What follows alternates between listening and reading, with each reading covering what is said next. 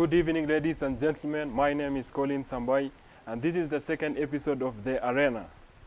Today, the individual that I will be interviewing happens to be my member of parliament. Ladies and gentlemen, I do present to you Honorable Julius Rutto. Karibu sana mheshimiwa. Thank you so much. The member of parliament for Kesses. Thank you. Karibu sana mheshimiwa. It's a privilege to participate in your interview. It's a great discussion. Yeah. And that at such a moment you engage Kenyans and more so the people of the North Rift area, where I happen to be one of the leaders from this region. I got excited, and when I got information you're here, I say, please let me be part of the pioneers of this discussion. And most of all, you being my constituent, it gives me also a great pleasure to engage, and this one demonstrates the level of the people, literacy, and knowledge of civic responsibility of our people on matters governance, matters to do with development, and it shows also how young Kenyans of your age and the younger ones, we can work together and ensure we develop and broaden the growth of our country through participation. Asante sana mheshimiwa. We are so honored to have you. Thank you. Maybe to start with, who is CPA Rutto? Well, I think CPA Julius Rutto at the moment is unlike some few years ago, where I used to introduce myself a lot, you know, because coming from a background to where I am, it's also, of course, it's a grace of God. I am Julius Rutto. That is, my name is Julius Rutto. I'm born and raised in a village called Captain Wood, around Tulum area. That is the surroundings of Moi University. So it's us that we say we were privileged that the university came in to open up a space for us so that we were able to get here. I started my school, my early school in between primary school, that is from pre-primary all the way to class 8. Thereafter I proceeded to Anderson's High School in Burn Forest. I did my Form 1 to Form 4. Thereafter I enrolled for courses, professional courses in accounting, that is accountancy training, certified public accountant. That is where my prefix CPA emanates from. That's a professional. Okay, hii CPA ndio mtu apewe hiyo CPA. Unafanya accounting level gani? Ndio earn your the title must CPA. Finish the whole professional course. CPA inaendanga hadi ngapi? Up to 6 stages. You have CPA 1, part 1. CPA 1, it has 2 parts, part 1 and part 2. Then CPA 2, part 3, part 4. CPA 3, part 5, and part 6. After that one now, you register, not only finishing, but you must satisfy the regulator, that is Institute of Certified Public Accountants, that indeed you've been trained, and that CASNEP, who is an examining body, can demonstrate and confirm that you've gone through trainings through the syllabus. They is set always in line with the demand and the market dynamics. They have trained you, and they can attest that you have qualified. Then thereafter you register, and not only register, you must also participate in the programs that edifies the account as a profession through what we call CPD, continuous professional development. That's why you sustain that title CPA. So sometimes I hear people calling accountant the CPA. Even in counties nowadays, I'm one of the pioneer county executive whom I came out proudly and pronounce my profession well, because that is who I am, and that's how I managed to work in county government. But nowadays I hear anybody working in line of finance, people then to Call themselves call CPA, which is an offense. Na wacha tu nikuulize, when did you start politics? Now that umesema ulisomea CPA, with the knowledge that we have, tukijua mambo ya accounting na kuanga ngumu kidogo, wewe uliingia katika siasa lini? Were you a leader ukiwa shule, ama ini kitu tu ulikuja ukaanzisha ukiwa kama First of all, let me demystify. No profession is simple per se, or neither difficult. All professions are equal, because it's a question of training. It's you to accept the profession and undertake the rigorous training.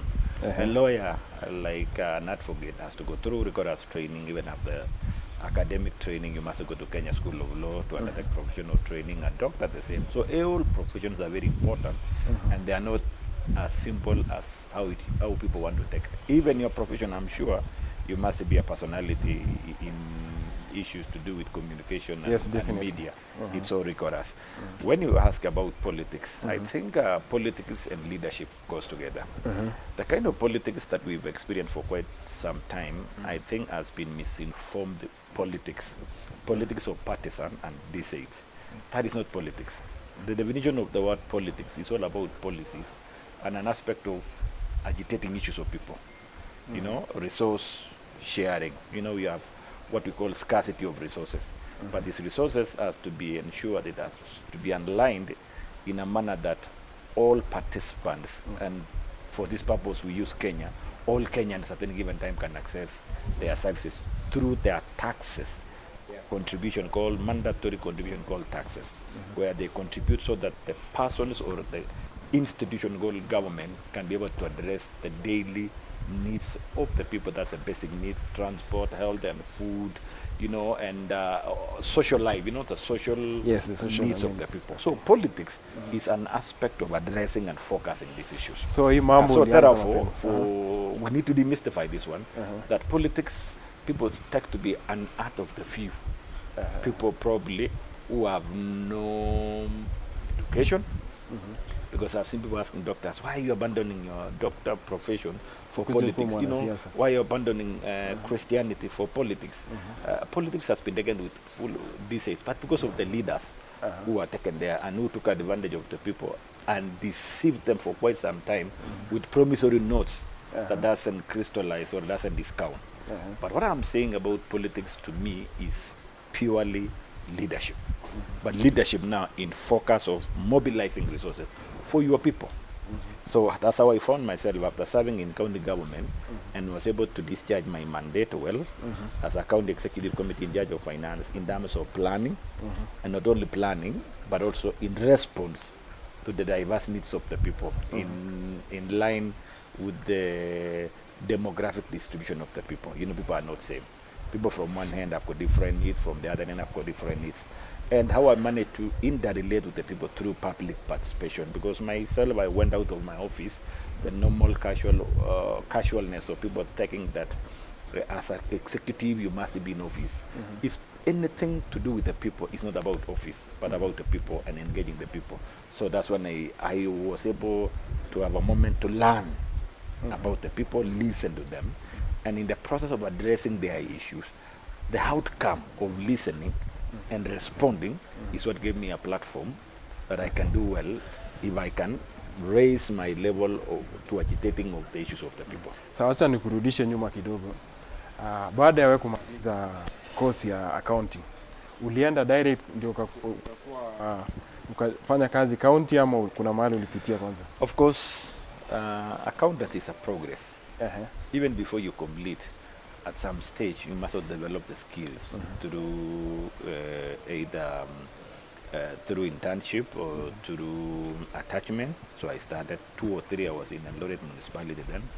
I started my experience. In 2005, I got attached to an audit firm called Francis and Associates at KVDA 50th floor, no 60th floor of KVDA. I worked there with the late Francis Chelelgo, the commissioner custom taxes. Then at that time, during the reign of Mr. Moi, I build now an exposure to the real accounting work, where as an audit firm and accountancy, you give services to the business, advisory on preparation of books of accounts, preparation of financial reports that can be relied upon in decision making.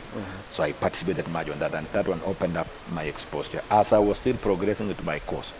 Then upon completion, I registered now as an accountant and also as an auditor, because when you register an accountant, you are certified to provide external services to entities, that is business world.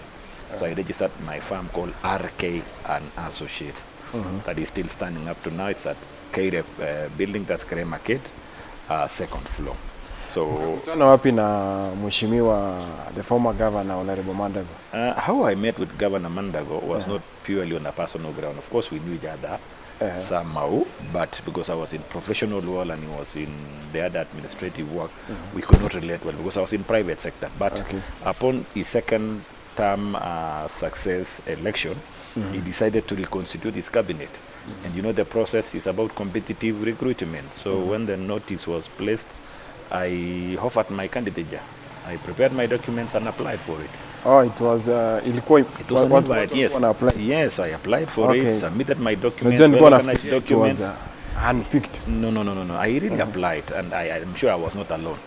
Probably I could have been the sole accountant in the people who expressed interest. I think that earlier my predecessor was a banker. So I came out as an accountant, and probably the governor, because this is prerogative of the governor. I'm sure for the person he was looking for, he needed someone who will understand financial sector, which to me, it may not brag well much, but I'd rather say probably he got the right thing. Because if you read the financial statement and audit reports of Wasingishu County government from when I came in, it was diverse opinions. It was the disclaimer of opinions. You know, for accountants, they will understand that. But immediately I came in, I began to organize the financial procedures. You know, finance is about procedures and systems. I organized the systems, procurement systems, project implementation, reporting, monitoring and evaluation, and reporting itself of project identification through planning. I mean, you could be able to trace from CIDP, you can trace annual development plan, you can trace county fiscal strategy paper, you can look CPROP, and you're able to see the projects from public participation, that is identification, up to formulation through the documents, up to budget estimate formulation, until and when it went to county assembly. So at least any auditor would see. And number two, organization of the documentations. You see, finance about evidence. Whenever you see audit comes, it's about evidence. So I was able to ensure I organized the institution, that is Wasingishu County government, until audit were able to come up with good reports. Of course, there were perennial challenges like project implementation. Some of the projects were so huge. Some of them came through some challenges, legal issues, and it delayed the projects beyond the reasonable time. And of course, those ones were impediments as we were progressing. So those were the ilikuwa kama kazi yako pale county. Yes. A county executive committee member purely is to ensure that the money, the little resources we call taxes, that is public money, however little they are organized so that you're able to achieve the intention of devolution. That is fourth schedule of the constitution that gives the 14 mandates to the county governments. Okay. Sawa. Na baada ya hapo ukaanza lini kuingia sasa kuwa na personal ambitions ya kuwa mjumbe wa Kesses? As I said earlier, is when I went to the public office. That was my first public office ever. I've never been employed before. That was my first engagement in public, and I discovered the passion of serving the people. And I said I valued more of public participation.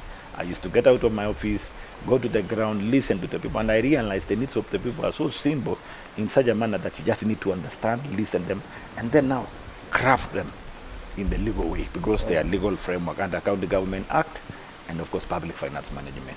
Then now have the outcome of the results, go back to the people during implementation, ensure the project is launched, and then now supervise the project. Like issues which I found earlier, like a case in Moiben Hospital, it was a question of poor supervision of the project, because at some point what we call a certificate of payment was raised. When we went back to just do what we call due diligence, I don't know what came, and we asked for due diligence, only to go and look at the project. We realized the project was just at the base standing, and already a certificate has been raised, where there was no clear correlation of what has been raised in certificate and what is on the ground. And we stopped that payment. I heard yesterday the governor saying that they have been managed to pay, they have been forced, I don't know, by negotiation or what we call, is it legal process? I don't know whether it was a court case that paid 50 million. Again, it's what in our own understanding, it was not even enough to raise even a certificate. So what I came to establish is now a proof system, including pictorials of a project.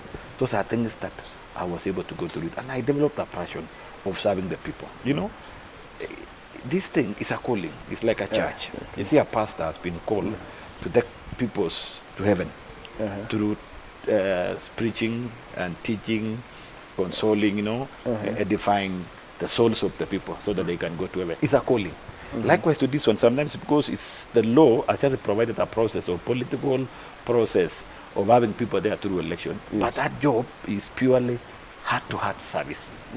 Yes. So that's how I find myself. And I serve the people well, and then the people of Kesses. In fact, I can dare say my coming up to Kesses leadership and a member of parliament was not a try for myself. It was from the people who I was able to connect. Who I was able to connect during my service at county government of Wasingishu. So I connected with the people, and the people of Kesses says, please, can you help us?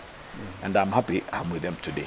Okay, unaona you campaigning Kesses ilikuwa imeprofiliwa ya kwamba ni ngumu sana kutoa mjumbe ambaye alikuwa hapo awali, Honorable Misha. What strategy did you use? Kwa sababu kila mtu alikuwa anaona kama ngumu kidogo.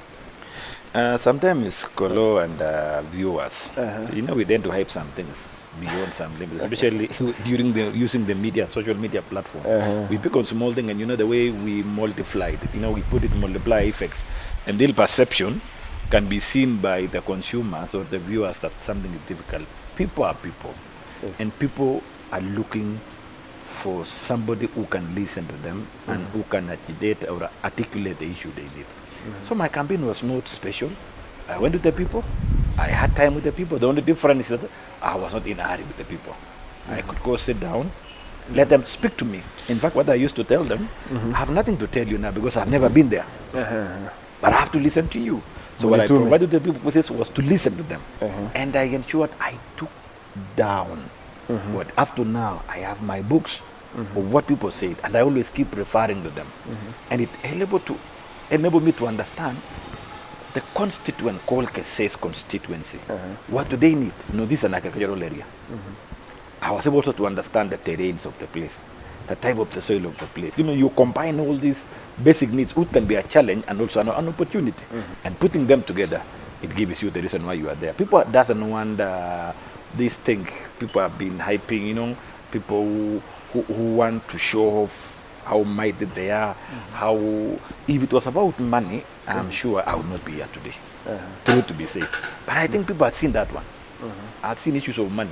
And how money can even cause friction among people. How money can divide people. You know, this leadership and politics, if you're not careful, you could be building more enmity among the people themselves than the unity and cohesion among the people. Because sometimes you put money, this is my supporter, this is not my supporter. You have your supporter always coming to you, you give money, they go insult people on the ground, you know, they go demonstrate hatred among the people, and it becomes even a challenge to propose a development when people are divided. So what I've managed to do myself, or I was able to do myself, is to go down with the people. And I never, at any given time, pull a show of, you know, a huge thing to convince people. But rather I went with all level of down there where the voter is, especially our mamas, you know. Okay. Yes. Na ulipokuwa na campaign, kuna watu walikuwa wamesema wewe na mjumbe wa Soi, you are a project of Mandago. Now that tunaongelea mambo ya finance, they had said it was alleged that wewe na MP Honorable DK mlikuwa project wa Mandago and he was funding you. What can you say about that? So I would ask, and whose project was Mandago? Because he was also a candidate for Senate. So I think those ones are just a poor politics. You know, people want to say everything. Even right now, the other day, they were accusing us of being sympathizers of the then deputy president. While we worked with him as a deputy president of the Republic of Kenya, we have the president and the deputy president. While he was in office, I was able to engage him to give support to us as a people of Kesses, developmental support. But then because of negative politics that we are getting used to, you know, that we are forgetting that we have an agenda to improve the lives of our people, you know. So those issues you are saying about the project here and there, I really don't want to dwell on it because those are just it has no basis. People would say anything. And in any case, first, I want to ask you, do you now still prove whether I was a project of somebody if you evaluate what I'm doing for the people of Kesses? No, I was the project of the people of Kesses. Now that you have talked about what you are doing with the people of Kesses, what are some of the achievements so far that you can say, hapa nimefanya vizuri, achieve this and this and this, as far as development is concerned?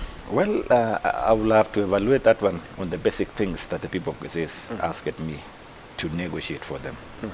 So far, on the aspect of NGCDF, I think I've managed to demonstrate the level of transparency that has never been there before. What strategy do you use? It's about people again. Okay. Yes, going to the people, listening to them. Like schools, issue of education, if you found the constituencies that are still dilapidated school structures was Kesses.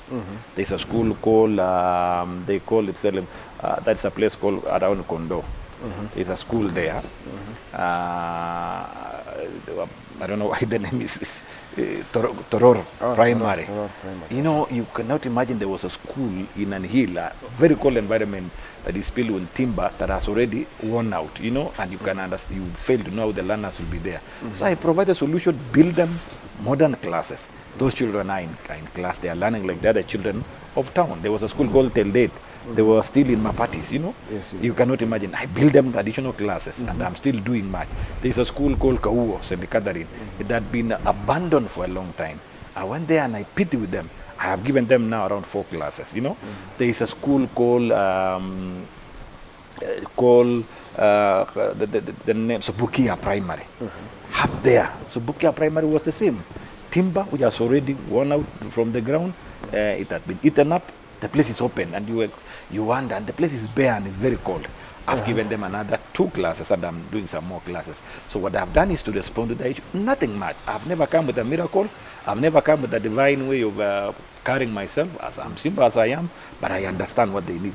But there are other critical issues to do with bursary, let me say, something that had been misquoted and people was using it, to sell out and make money. There are some people who have no moral, people who have no mercy, they have no meekness and feeling, for somebody else. Bursaries are meant to elevate the children of the poor, to give an opportunity to the poor children so that they can compete equally with the privileged one in the society. But people, they could not demonstrate how to identify. But what I've done is to create an open environment where communities sit down, every village, identify themselves as a village, where there's a village elder.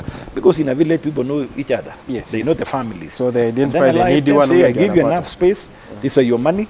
And some of them could share, and they could give an opportunity to around 10 children. Even some villages have got 2 only, Okay. And in that level, we are trying to say we don't want to allow a child of Kesses to stay home because of lack of fees. And also, the society plays a critical role because they can easily identify one of themselves. That's what we've done. But there are some other areas that we are yet to. As I'll tell you, I listen to my people. Issues to do with rural electrification. Kesses, when I came in, it was 29% coverage, accessibility.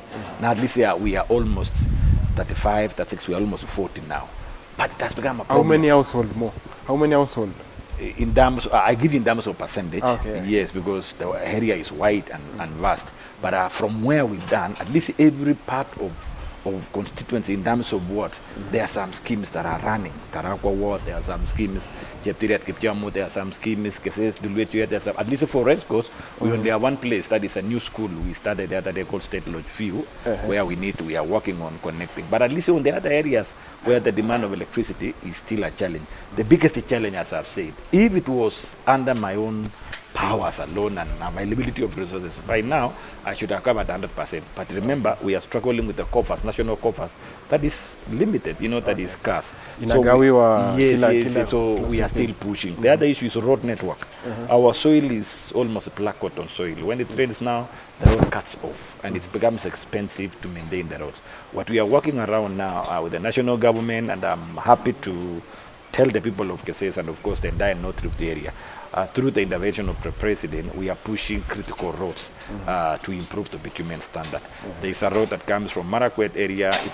It had been designed to go all the way up to Gibbs House, but we have managed to push it. It was pushed up to Kondo, that is around Gipkaren area, around Ngarua, up to Kondo. We have now stretched it for people who saw the other day, the discussion with the development partners. We are pushed from Ban Forest all the way to Lengwai, to Kamuyu, to Tuluet, and again we are proceeded from there. We say we don't want to have roads that is not connecting the entire area, so we are pushed to Nandi, to Gabore and Dubenetika, Ngetich. It goes to Lelmo, Kwasi God, all the way to Ndalat, and they want to penetrate from Tarbo. It goes all the way to Transoia. That is, it connects with our support people on the other side, so that we can have a ring that combines this area, and this one will facilitate trade, because we know this is a very heavy agricultural area. We produce enough food, but sometimes we fail to get the value of what we are doing because we are not connected to the markets on time, and the market is so vast, but accessibility has been a challenge. So this one again we are looking at in two ways. It can enable us to move around, but more so it encourages us now to remain in agriculture because it's an opportunity. Okay. Yes. What are other challenges that you are facing as a member of parliament, as far as development is concerned? It's purely resources. If we had resources, like now the issue of water. Here we have less Kesses. I've got several colonial dams. We have Kesses Dam, we have Karita Dam, we have Nessis Dam, we have Kandonga Dam, that is in Chagaya, Kaptingia. We have the one called Napkoi Junction, that is another dam with a natural spring that is there. We have the mega dam called Lake Narasha in Timborwa, which is in upstream. I mean, if that one could be developed, water will be supplied by gravity. That is miraculous, and it will not only cover Wasingishu alone, leave alone Wasingishu, it will cover Nandi, Kericho, and Baringo. What we are facing a challenge, there is huge demand for water, clean water for our people, but we don't have resources to develop this. Like Kesses Dam, it's only serving more university and some few and resource technical. Yes. But the whole area that is under gravity, we don't have water. So what we are working around it now is to have money to secure some little resources to be able to pump water from Kesses to improve the treatment plan and the intake, and begin some network downwards the stream so that communities around Moi University could be served. You remember, Moi University is a big institution, but planning was not done well. It was not done in such a manner that it became considerate of the community around there, so that the discharge, waste management, effluence, the sewer, by nature, it will be affecting the community. But we still have a problem in responding to that. But now, since I come from that area, I have begun initiatives around there. So soon we will be constructing some work around Tang and around Tala area. We are also considering to have one in Tuluet, Elder Dispensary up there. Maybe in future also we can have another one in Tumoge area, Gablelach, so that we can cover the downstream. The dam is underway under national irrigation. Already as we are talking, and I want to applaud and speak about this one, farmers are already opening water, tap waters, around 400 households, but we still expand to ensure the whole entire area is covered. But this one is under national irrigation, and you see national irrigation focuses on irrigation. So treatment of the water is yet to be done. But at least the water in the households now. What we are encouraging farmers now is to give value. So I'm asking them now, we are working around the clock. And I pray that county governments also raises their sensitivity to this, so that we support these farmers, either by giving them the right training and give them support of the subsidized seedlings, or even government buy seedlings for them, so that they can diverse. Vegetables, which is a food needed here. Remember, we have a city here that can provide a huge demand for the community around here. And this demand we are yet to cover. This demand is covered from abroad. It covers from Uganda, Tanzania, and even Kiambu area. They supply even kales. The kales, the basic kales here, the mandarus, they call mandaru, sukuma, is supplied from outside this particular area. So what we are saying, can we refocus our people to diverse other than maize, and also the issues to do with fruits like avocados, where it's beginning to show there is market, and coffee. As I talk to you now, coffee is becoming a prime crop in this area. And we are encouraging, I'm also supporting county governments. The other day I distributed around 5,000 seedlings of coffee, 5,000 avocado. Last year I distributed 10,000 seedlings of avocado into Tuluet store, and 10,000 seedlings of macadamia.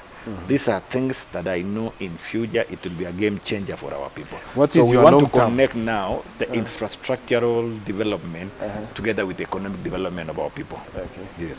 What is your long-term vision of Kesses constituency and Wasingishu at large? Leadership is all about improving the livelihood of people. Yes. My long-term focus and dream, and I pray, is that the people of Kesses and the people of Wasingishu will not be as the way they are. This is a land that is blessed, but because of lack of connectivity and linkage as well, you realize our people are still down. They are still dependent. I want to have a people who are freed from dependency, people who can self-rely, people who can stand on their feet. people again who can make the right decision, not influenced by the challenges they are going through, but make a decision basing on what is right for them and what is right to be done. And even in future governance, they will be able to have their own people who will be able to agitate on the real issues of the people, that the youth of this area shall grow not only opportunities of employment, direct employment, but even indirect employment, they can get a focus on that. On matters of leadership and politics, of course, ambition is there. I've got also big ambitions, growing from where I am to a better. And you know, here we are privileged in Western issue. We have an example in the name of William Samuel Rutto, who was just the other day a member of parliament here in Eldoret North. As we are talking, is the current president of the Republic of Kenya, who said even us will not grow there. But this is not ambition that is taking us away from the responsibility we have. Can't our service delivery promote us beyond where we are? But bottom line, can we create impact in the lives of our people? What should we be accounted for when that time comes? What should we be evaluated for when that time comes? What should we be remembered for when that time comes? Those are the issues that it's troubling around me. I mean, at times people tend to ask me, why are you so much passionate about this one? You see, we have had conmanship in politics for a long time. Conmanship, real conmanship. That I'm saying this enough to defeat this conmanship. We can be service to the people. We can be servants of the people. We should not be masters, but we can be servants of the people. I want to bring out that leadership, and it is very possible. Yes. Now, Kesses constituency imekuwa na a norm, or I can say people term it as a curse. Wanasema hakuna mjumbe ambaye ameweza kwenda 2 terms tangu ianzishwe pale wakati ilikuwa inaitwa Eldoret South. Hakuna mjumbe ambaye ameweza kupigiwa kura mara 2 aende 2 terms. What are you doing differently? First of all, I have a question. Yes. Even with those changes, what is the economic value of that? Okay, it is up to the people to evaluate. Yeah, I'm asking that. So, there are reasons as to why people change. People doesn't change us like that. And I want to disagree totally that there is a curse. No. That it is a culture. No. That is a principle. No. There is something people want when they elect their people. There is something. That's why one person is chosen among the contestants. So maybe what has been happening there before is that what people have been looking for, they have never found. Okay. People are not whipped to vote. So wamekuwa wakitafuta. They are not whipped to vote. All what has been happening here ni drama tu. Mtu unapewa kiti, unataka kuonyesha wewe uko na ubabe yako, unafanya mavipindiria hapa, madrama hapa, unapeana hii kitu yenye haina, ukijaribu kuevaluate the impact of this one and even sustain. Look at this. Sometimes you can have good initiative, but you need to calculate post that initiative. What is the sustainability of that? So this is what I've been lacking. And by the end of 5 years, when people want to evaluate, they look at around themselves and they see nothing. That is why I'm focusing. I've said myself, and I've been telling my people, and that's why you've never seen me arguing on a platform unless somebody steps on my toes. But I've never gone to castigate people or neither to pull people around and push around, to fool around people chasing up. You've never seen me moving around with a huge contingent of people, you know, so that you are shown to be powerful. Coming to a meeting, burial, and then you want to stop a burial just because a king has come. You want to have, you're in a charade, like an engagement. I was somewhere sometimes back. And then, well, you see that function of engagement, the person of the day is that lady, beautiful lady, who is given that opportunity. That is the person of the day. Then you come here as a politician and you want to stop the function of somebody just because so that they know that you are here. You know, to me, I think that is bullshit. You are servant of the people. So what I'm telling the people of Kesses, it is possible to identify our needs. Let's not be deceived by people who want to showcase like they have money. Yes, we could be privileged to have money, but how long will this money be enough? But I'm saying, and somebody said, fundisha mtu kuteka samaki yake kuliko kumbatia samaki. So ukisikia kelele mheshimiwa wako namna gani, hata ana pesa afanye rambe sijui nini, I try to balance whatever I have. When there is a social needs, I try to balance across, because that is my responsibility over my people, isn't it? But I do within the limits, not to deceive the people and to have fairness. But what I'm focusing is amplifying the real issues that sorts out the problems of the people. Now that So in tumeongelea- the question of 5 years, you will not again force people to choose you. It is the honors of the electorates after those 5 years to sit down and to evaluate. Of course, there will be some euphorias, but listening to the voice of the people now, I think euphoria may play very little role. If you listen to the young Kenyans, the so-called GNCs, their issues nowadays is totally different. I go ground. I was from a forum now in Rema, an estate called Rema, a shanty called Rema there. And you see those boys, the young boys, they would stop me and begin to ask real issues that touches them. Even if you want to say, okay, can I spray you? Hata hawataki maneno ya kuspray. Walichoka na maneno ya kuspray. Walichoka. Mheshimiwa, Kubumbasiwa, walichoka nayo. talking about euphoria, kitambo baada ya kuchaguliwa kuwa mbunge wa Kesses, mlikuwa marafiki sana na mjumbe wa Kapseret constituency, na tulimwona kuna wakati alikuambia uje ukae kando yake ili aweze kukufunza mambo ya leadership. Unaweza tuambia nini kuhusu hayo? And who has told you he's not my friend? Okay. Basing on the critics. And that's what people say. But anyway, that was in public domain. Something to tell you. Who say that in leadership, you must be in companion with people. I'm a believer of the Bible. If you read Amos 3:3, it says two cannot be together unless they agree. And someone says it takes two to tangle. It takes two to tangle, isn't it? So we must agree on some principal issues. So sometimes the disagreeing on principal issues is acceptable. In fact, in leadership, when people elect a person, they elect somebody as a person, not because he's confined to somebody else. So when some issues doesn't work together, I mean, like for me, surely I will CPA. You want me today so that I wake up, I go to somebody's home to inquire what to be done. When there is a function in my village, in my area, there's a church function. There is an issue to do with a child who want to go to school. I abandon that particular activity of my people so that I seek for approval from somebody else. Principally, it's not going to work. That one doesn't mean we are building enmities. What I'm saying is that principle is not going to work. And that one, as a leader, elected leader who is sober, you must stick to your course. And my course by law is limited to the boundaries of Kesses constituency. If you look at the provision of Article 95 as a member of parliament. So sticking to that one doesn't mean you are disagreeing with somebody ama mmekuwa maadui. But again, sometimes, in leadership, especially in politics, not generally in leadership, in political leadership, there's some level of hierarchy people want to build. Perception of superiority, So sometimes it doesn't work. Right now, as a community from this area, when you talk of regional politics, we have one person called William Samoei Rutto, who is the president of the Republic of Kenya, and he comes from this area. So at any given time, we are seeking wisdom and counsel from him on matters of home whenever we meet.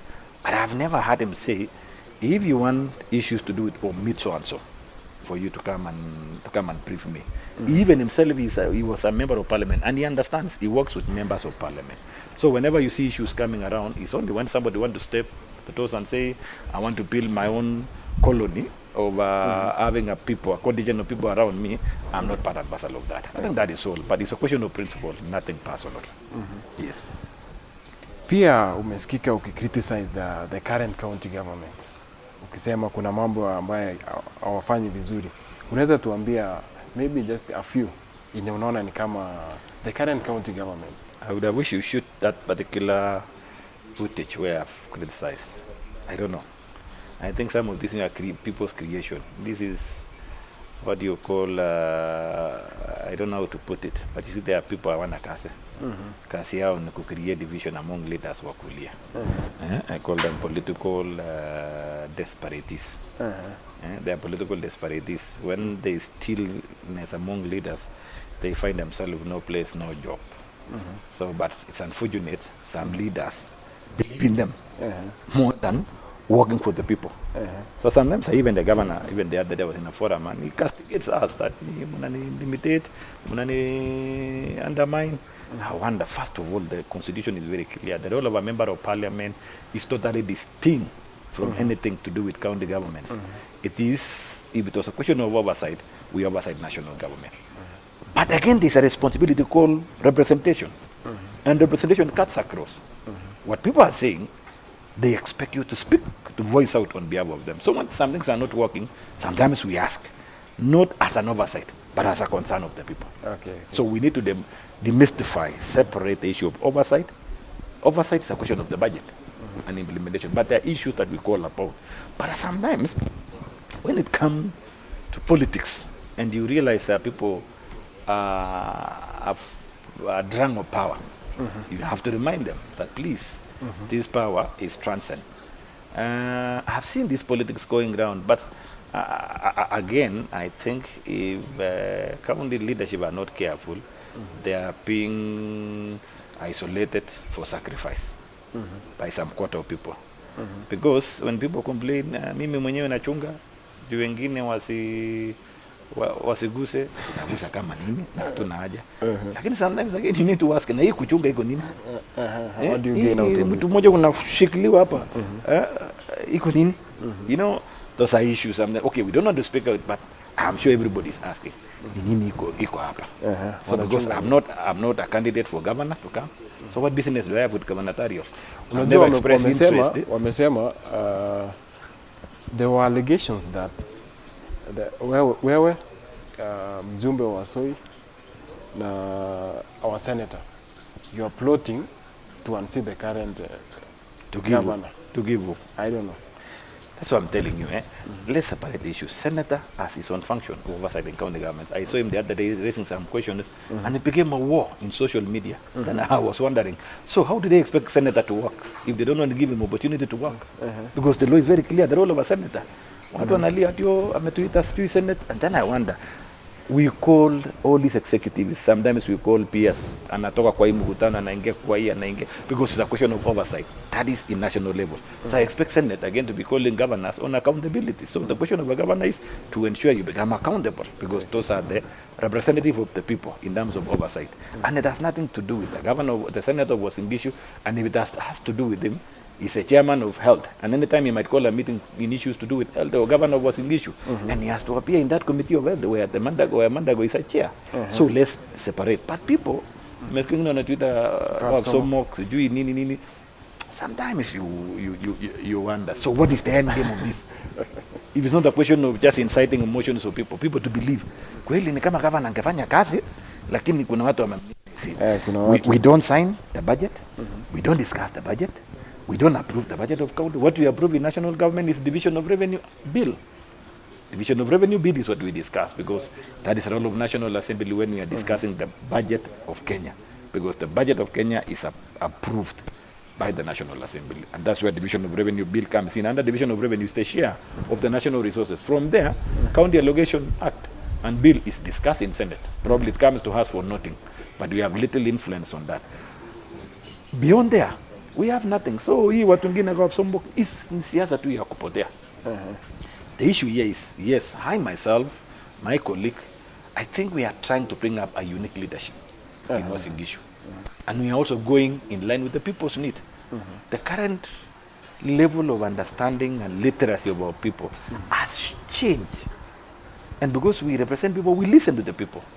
That listening to the people causes us to act in a manner that we isolate issues that are not edifying or supporting a community and focus on that, on development. But if you work on it, kuna uchinga fulani mtu akingangana na kazi yake aonekana ameshaini, kuna kaujinga fulani wengine wanaona ni kama huyu akisema na raia ni kama amekuwa popular.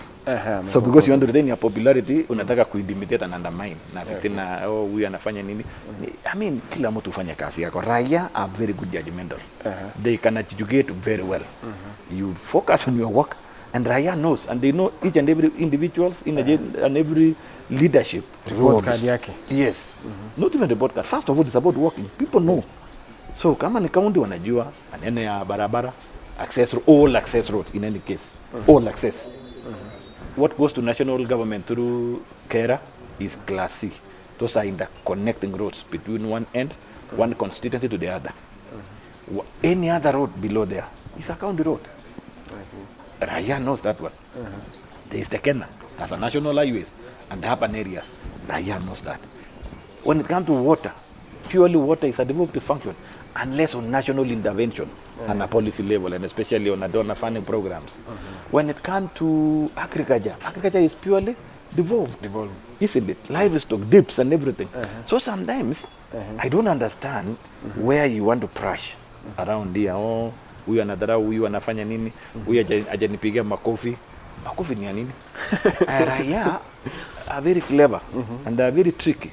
Sometimes in a big forum, they know they can identify nani amefanya kazi, nani anafanya. And raia nowadays are very courageous. Even to the president, sometimes they speak to the president when they don't like. So when they say no to you in a forum, you don't go around maligning people that wamenipangia mpaka una. Nobody has energies to pangia. It's yet to pangia. Na mwenye anakupangia ni mwenye anataka kiti yako. Lakini mwenye anataka kiti yako mnapangia na nini? So, raia wanakudanganya hapa juu wanataka kitu, naye usipokuwa sharp, unakuwa carried away na mafitina, you lose. Sasa siku hizi mnapangiana mkiwa kwa mkutano, huyu akiongea sima microphone aseme hii, ama kata hivi. I have come to realize, I wonder, where are we taking? So I'm calling on my colleagues, let's be sober.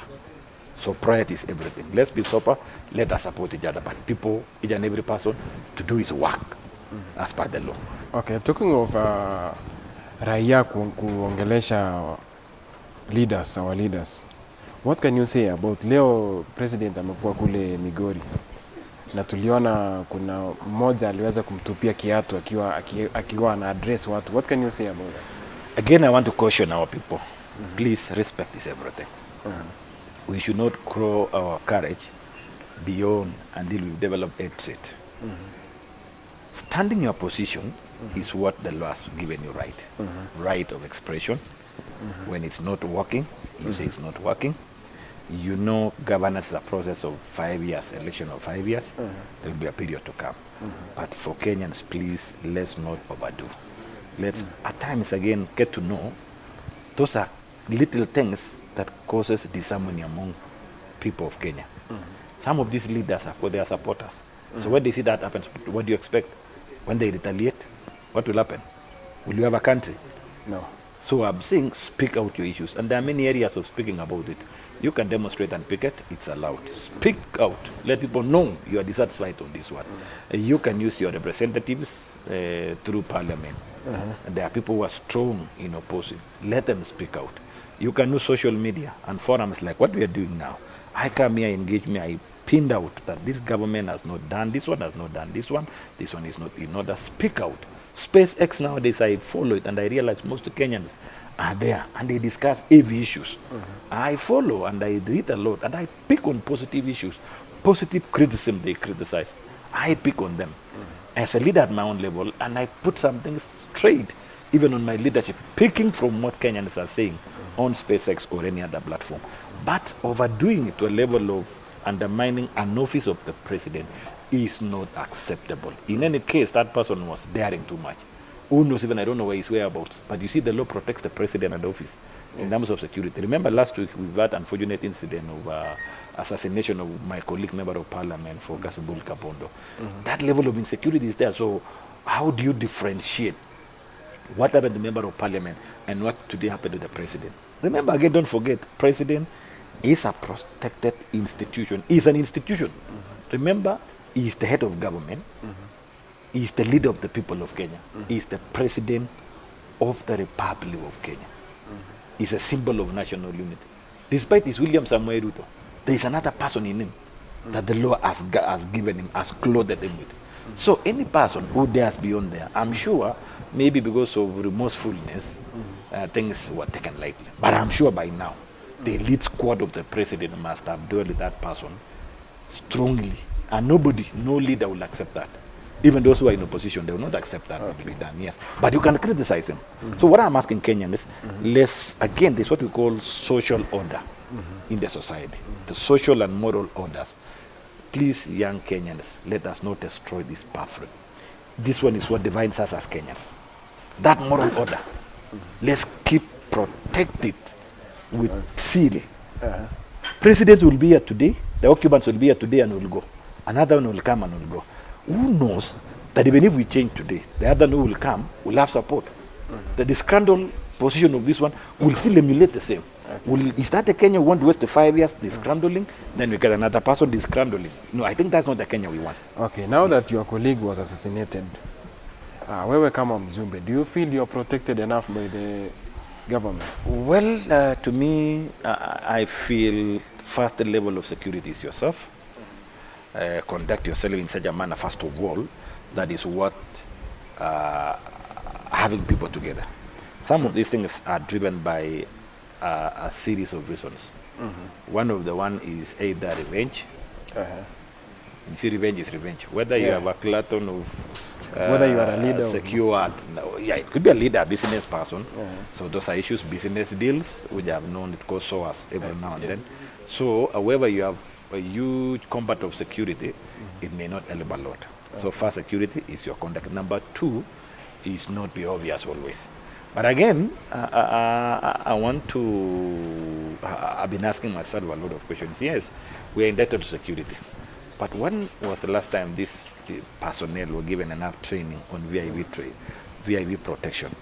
I think this one is a course for the Interior Minister on a policy level to begin providing a mechanism of continuous training on how to protect VIP. Because if you look at the way that incident happened, we are told there was the security personnel was there, but nothing happened. So I don't know whether he got off guard, shocked. But I'm sure there's a level of training on a soldier. If the assassinist was an expert, I'm sure there's a level of training where you are positioning your gun, and to a level even when that person was running back, you should have done something to ensure even that person can be apprehended by weakening, if not even retaliating to kill by weakening. So it begs some questions. Probably this is something that we need to do. Otherwise, it's go to protect us. Who knows? Even the person you are staying together in the house will say, yes. I mean, anything can happen anywhere, any place, even in church, even here where we are now, you cannot. Sawa Mheshimiwa. I want us to go on a short break. I'm urging our viewers current on our second phase tutakuwa tunachukua questions from our viewers. Kindly type your questions. We have 30 minutes time ya kujibu zile maswali ambaye mko nazo. Kama hujaandika, as our viewers, we are urging you, andika kama uko na swali unataka kuuliza mheshimiwa. We will have 30 minutes after the break. Remember, we are coming to you live from TJ's Boutique Hotel, which has among the best accommodation areas here in Uasin Gishu.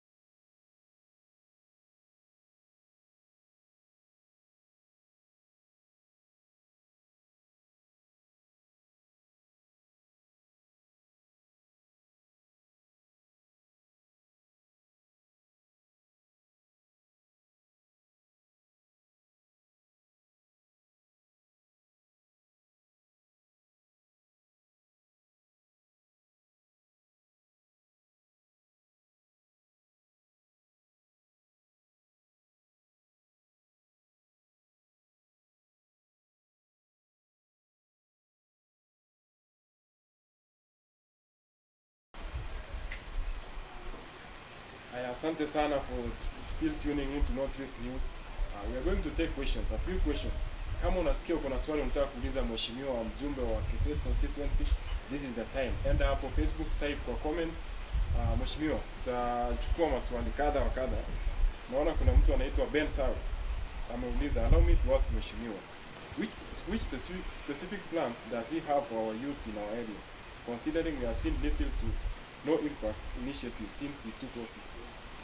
Thank you so much. I think that's a very critical question that Ben is asking.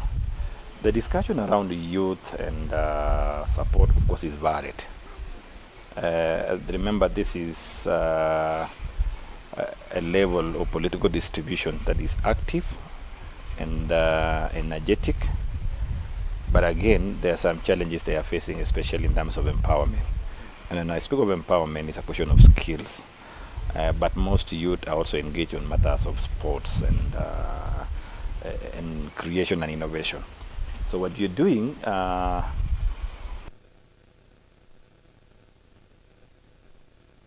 was about the education. Still have a challenge of producing Form 4 graduates that very small percentage transit to universities. Very small. Our minuscule has been constantly around 3.6, which is around D+. 3.8, I think the highest is 3.8, the other one is 3.6. So what we've been doing is focusing on empowering them through support on our special bursary. Like now, for this time round, we've set aside some funds, almost 15 million. Target is to go back after finishing the round one of our bursaries on secondary school education, so that we identify these particular youths who are passionate of acquiring some skill, they can support themselves. I think that's the empowerment that we are targeting. And we are working with some team of experts so that we look at those courses that are of market in current times. Then we support them, focusing on our tertiary institutions we have. That is like Lenguse Vocational Training College, we have Mugundoi, we have Lesos Technical, which already we have a number of them that we are paying for them school fees to be there, Cape Kapos and Eldoret National Polytechnic, and those that have gone outside there. So that's one of the areas that's within our purview. The other issues are just building time. It used to be there before, but remember, NGCDF has gone through a lot of litigations and challenges. One of the critical litigation that has seen the slowing of utilization of resources was the aspect of somebody going to court and say NGCDF is performing functions of devolved governments. One of it was youth and sports. Remember, youth and sports is purely devolved function as a function number 9. The 9 functions of second schedule of the 4th schedule, because there is schedule 1 part 1, which is national government, part 2, which is devolved government. So under the 9 mandate is the issues of youth and sports. So we had to undertake an amendment of the NGCDF Act and delete them, that roles. So at the moment now, CDF cannot fund sports as it used to be before, so that to remove the conflict and the questions of the unconstitutionality about education. That's why we are focusing on education. But again, there are national government programs that we are supporting to ensure they are also undertaken in our areas. Last week on Tuesday, we had that is National Youth Access to Opportunities through innovations and support. This is a program that seeks to support youth who can demonstrate ability to undertake an innovation, and it gives them a capital of 50,000.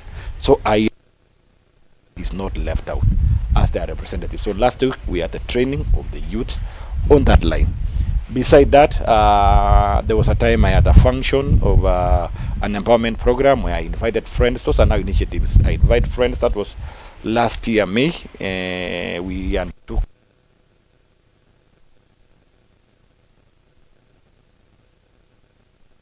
on youth alone, but we also focus on the women.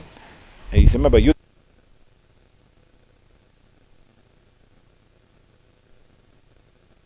funds a capital for them to undertake their activities. So majorly those are the areas that are focusing on. There are these issues of labor migration. we are still looking upon the national government policy dimension and the bilateral agreements.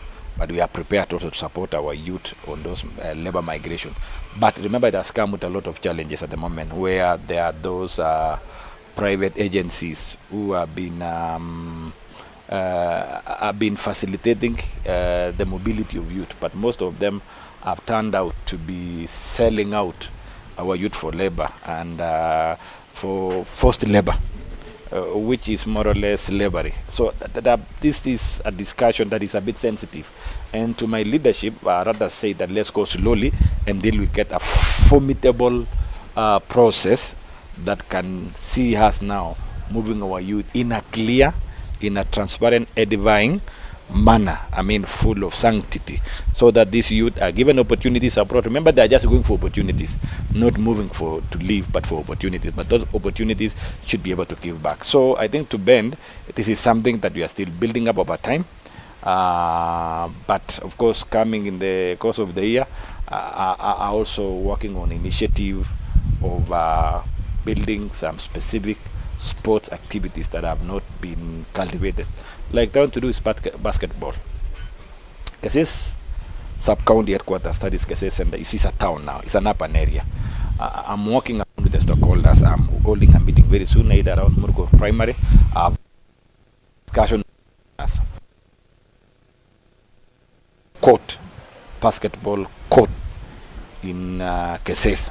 At least 2 courts, one for practice, one for competition, so that we begin to expose our youth to alternative competitions in terms of sport, not only the custom of a customized volleyball and football. We are still supporting, yes. Yes, yes. So that is something that I'm working around there. I will be engaging the stakeholders. Remember, it has to be the stakeholders to agree with me that indeed, yes, Mheshimiwa, proceed, let's work. Because you cannot just have a project put in a place that the stakeholders are not engaged. So we are working with the stakeholders around there. The next question is from Vivian Ron. Any long-term plans for upgrading the Great Julius Kamuni Road? Yes, that's what I said. That is a link road, what we call the Great Rift Economic Corridor. And that one we are privileged already. As we are the discussion by National Treasury with the donors is in progress, and it includes that particular road. Mwingine anaitwa Edwin anauliza, on the kidney harvesting scandal, there are some critics saying it was politically motivated to fix Mishra and Medley. What do you say about that? Well, for this one, I have little to say, but of course, access to the information at my position is that the Ministry of Matter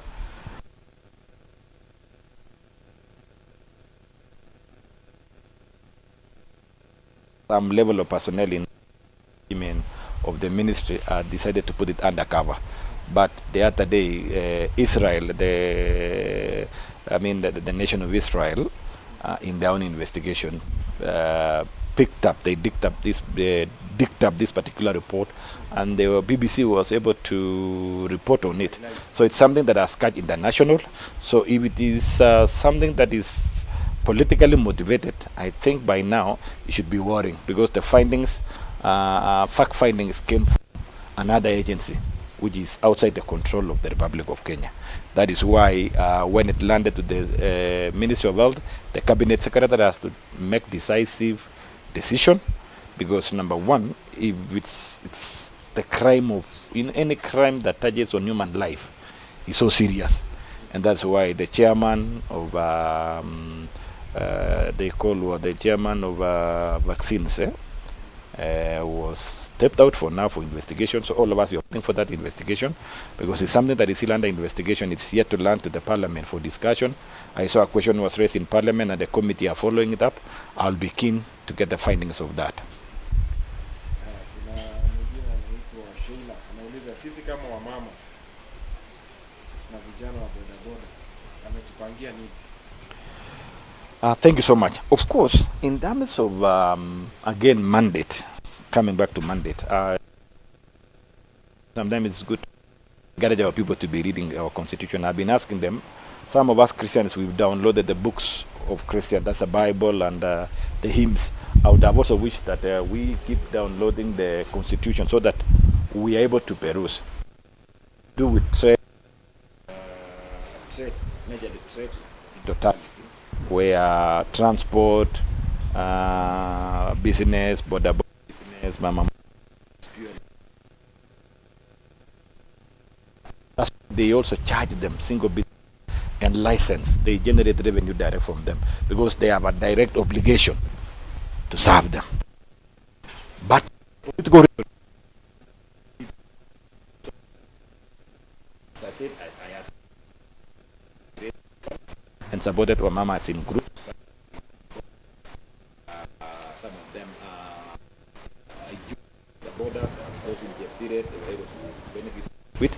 We are also doing another round. We are working another round. But this time on, we are giving more priority to them than the border sector who are not focused on that thing. Just to give them seed capital to do their business and not to give them some seed capital, but we will be working with NTSA to give further training because what is aching that sector, so much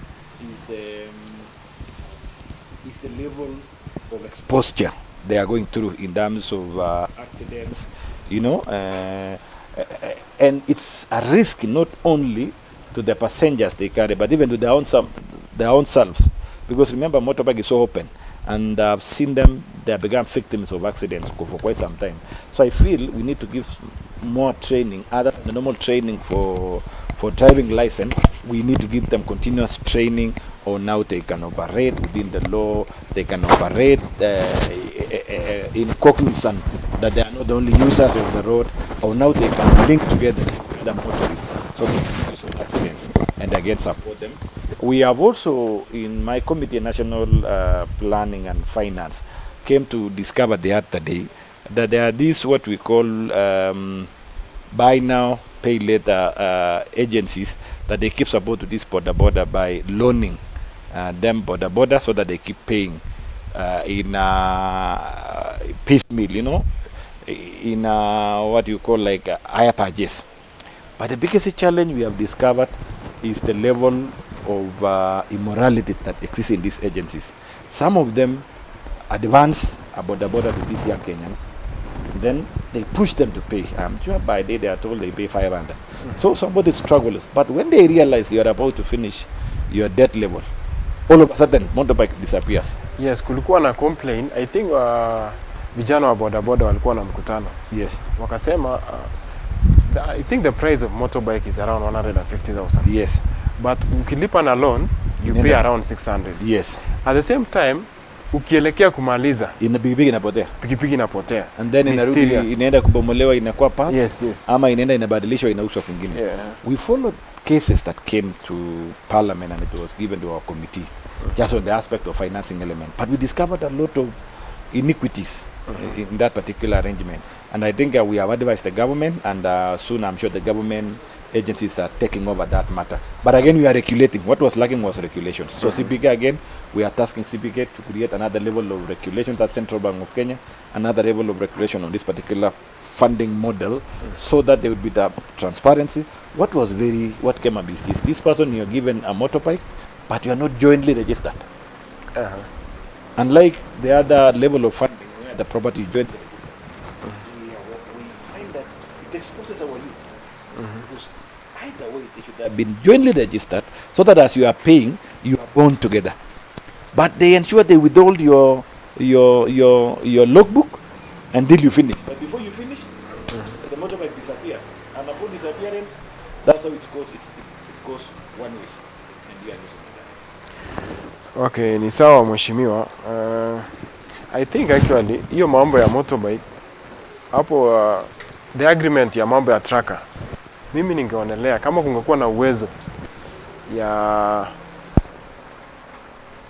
they see how they can do about the tracker, ndio pia wewe ujue wewe ukuwe nayo na the company to have one, so that maybe unajua sasa it is allayed that maybe the company comes for the motorbikes later, ama wakiona karibu na maliza wanachukua hiyo ndio uendelee kuwa mfungwa wao. Tracker may not be absolute, because these things are also under tracking. they track for their good, because it's still their property until and when you finish. What we are saying is binding the two, so that you cannot transact this particular good unless the two of you agree, or unless there's a clear process of repossession upon delayed payment or failure to meet the obligation.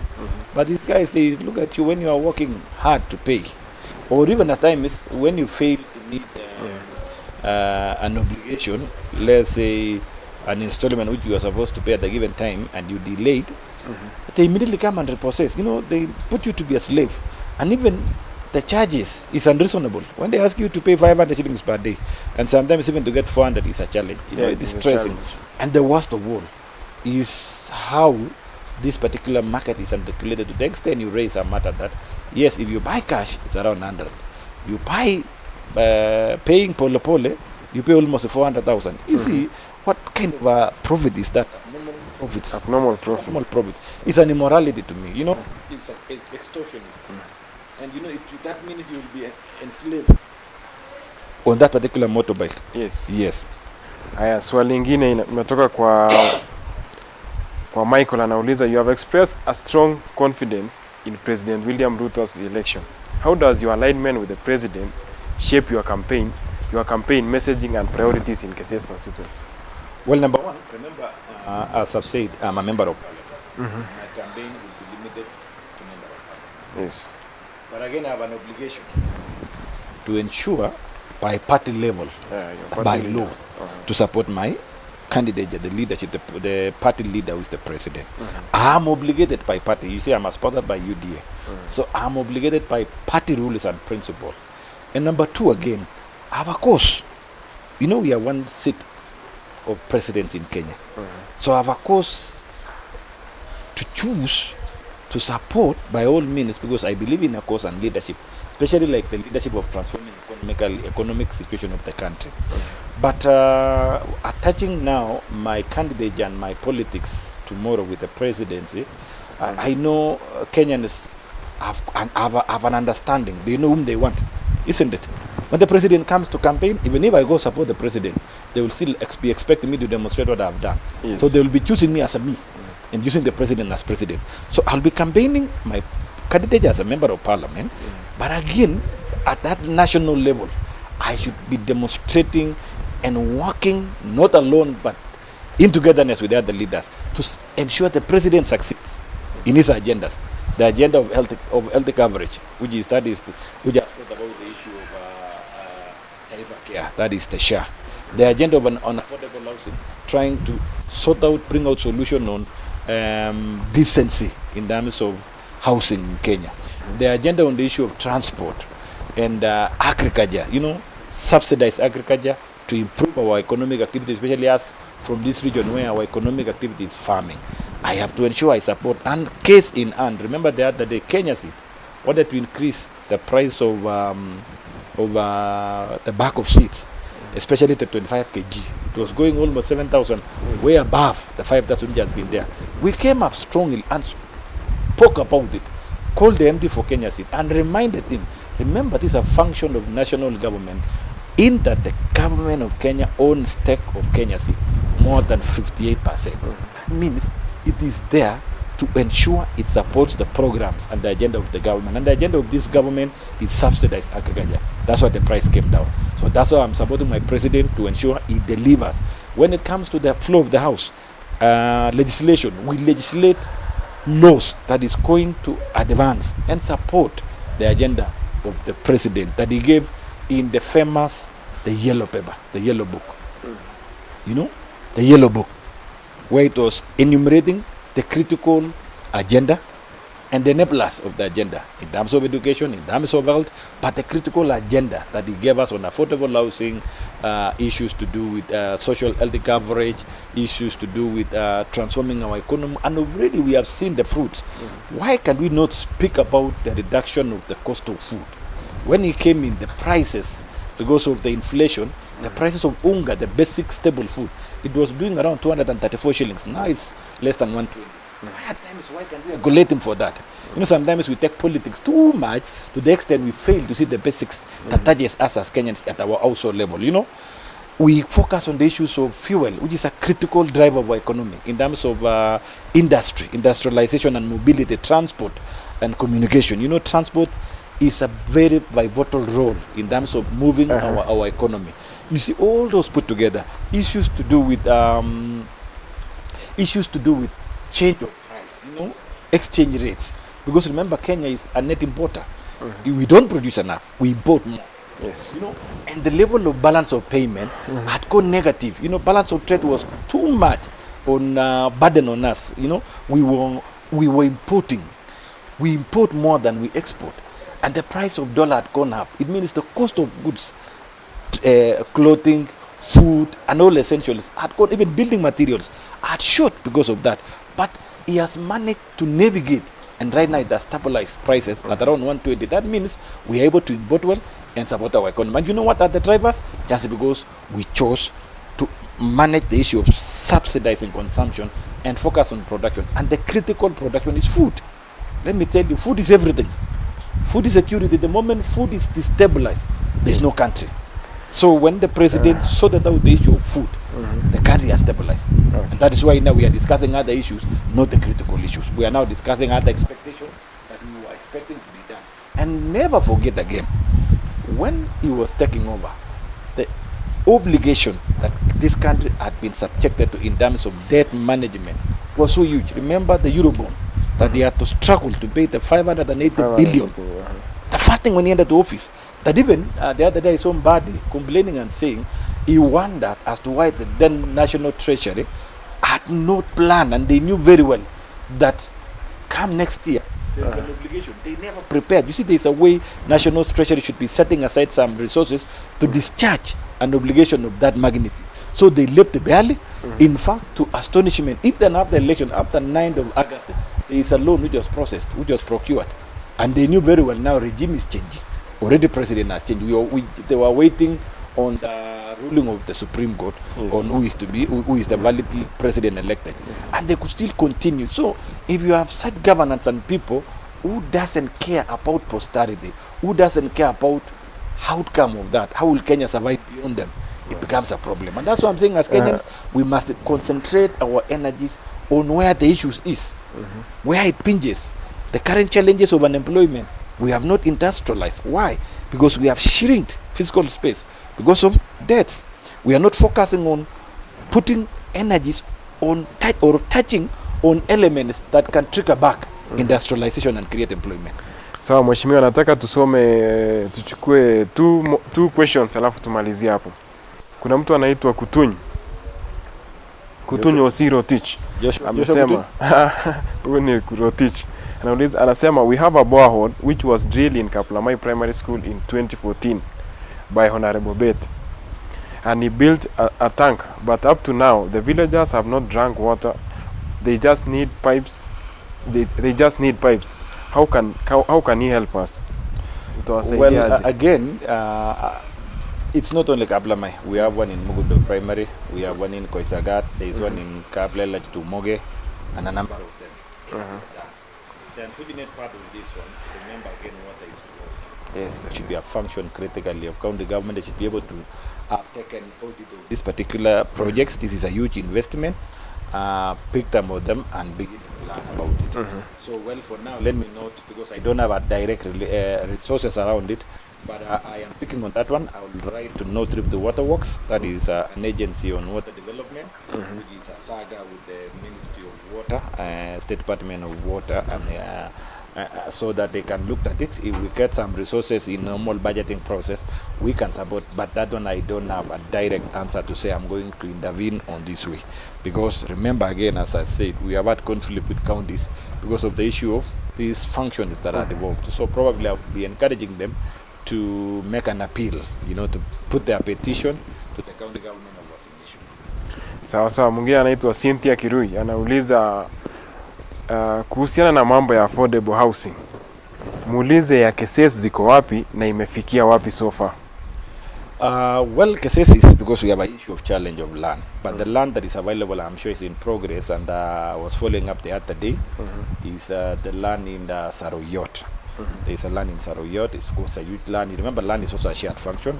So county were doing planning, and ensure they put a layout where they want to undertake the roles of county government, there that they will sit. And I was informed by the coordinators of affordable housing that they are progressing. But I'm sure they are aware there is a notice that is underway on institutional housing.